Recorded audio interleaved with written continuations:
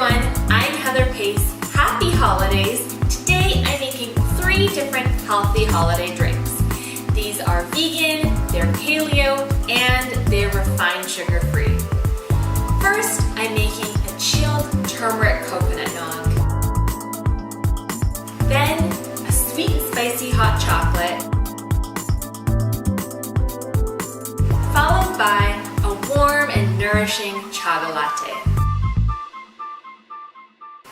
Let's do it! Here's what you need for the turmeric coconut nog. 1 cup of full-fat coconut milk from a can, 3 small medjool dates, 5 large almond milk ice cubes, and these are unsweetened, 1 teaspoon of vanilla extract, 3/4 of a teaspoon of fresh grated nutmeg. This is fresh nutmeg, and I've just grated mine on my microplane. Here's what the inside looks like. 1/8 to 1/4 teaspoon of turmeric powder, and this is so fantastic for reducing inflammation in the body. It does have a super strong flavor though, so start with less and add more.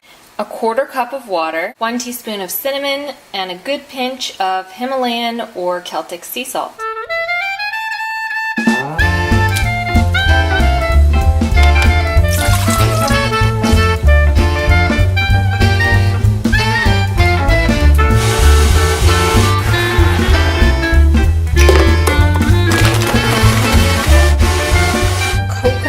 Nectar here.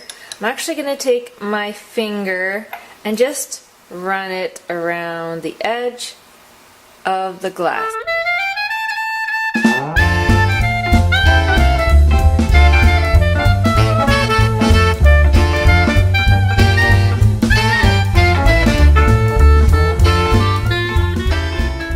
So the hot chocolate recipe is from my book, Sweetly Raw Desserts. And this makes a great Christmas gift, by the way. You can get it in all the bookstores, Amazon, pretty much anywhere. And it is filled with color photos for pretty much everything. And there are lots of good things in here, I promise. That peppermint bark, that's a really great one for the holidays as well. Pies. Anywho, here is the sweet and spicy hot chocolate that I'm going to be making today. This is so rich and creamy, and oh my gosh, it's so good. And you can make it as spicy, or you can leave out the spice altogether if you want. There we go. And here it is in the book. Sweet and spicy hot chocolate. Here's what you'll need. 1 1/3 cup of almond milk. Make your own. It's so much better and it's so easy to do. 1/4 cup of coconut sugar. 1/4 teaspoon of vanilla bean powder, or you can do 1 teaspoon of vanilla extract. A good pinch of Himalayan salt. Now this brings out the flavors, and it also adds minerals to the drink. 1 teaspoon of cinnamon and a good pinch of cayenne pepper, so it's totally up to you how much you use. 2.5 tablespoons cacao powder, and 1/4 cup of coconut butter. And in the book I also show you the easiest way to make your own at home. I'm heating the almond milk on the stove over low heat. Now I'm adding everything into the blender.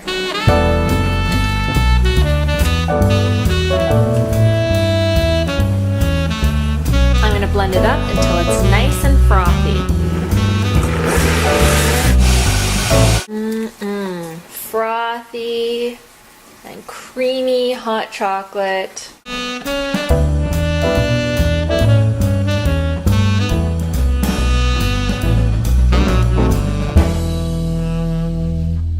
So this is chaga, and believe it or not, it's considered a mushroom. It is this growth that grows on birch trees in northern Canada, northern US, and in Russia.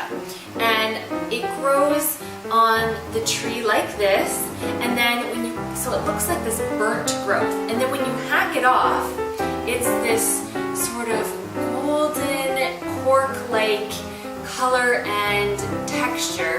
And this weird looking thing contains a lot of power. All the power from the tree that's been there for hundreds of years, all the power of the sun that the tree has soaked up. It's rich in antioxidants, it's full in vitamins and minerals and enzymes, and it's really good for longevity and all kinds of things. So like health food stores, online. Now normally it's gonna come in chunked up form, like pre-chopped form, or in powdered form. I'm very lucky because my dad harvests it in northern Ontario, and so I have to hack it up myself. You need a good old cleaver for this.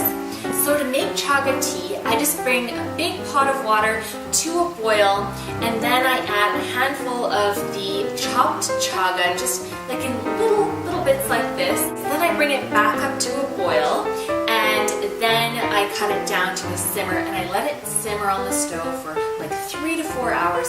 Really quickly, you'll see that the water will start to turn very dark, almost black like coffee, and that means that all the nutrients here are filtering into the water. So it's really great. Oh, and another thing, it tastes pretty good too. Like, it doesn't taste bad at all. It's pretty neutral.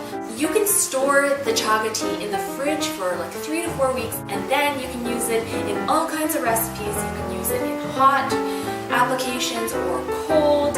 I put it into my desserts, and I have recipes on my blog for that, so you can go ahead and search my blog, sweetendraw.com.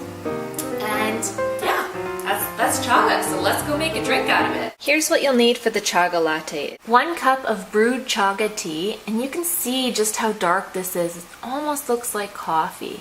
1/4 cup of full fat coconut milk, and this is the kind that comes from a can. 1 tablespoon of coconut sugar, 1/4 teaspoon of vanilla bean powder, or you could do 1 teaspoon of vanilla extract, but this powder adds such a great depth and flavor, and a good pinch of Celtic or Himalayan salt. Heat the tea on the stove, and then add all ingredients into the blender.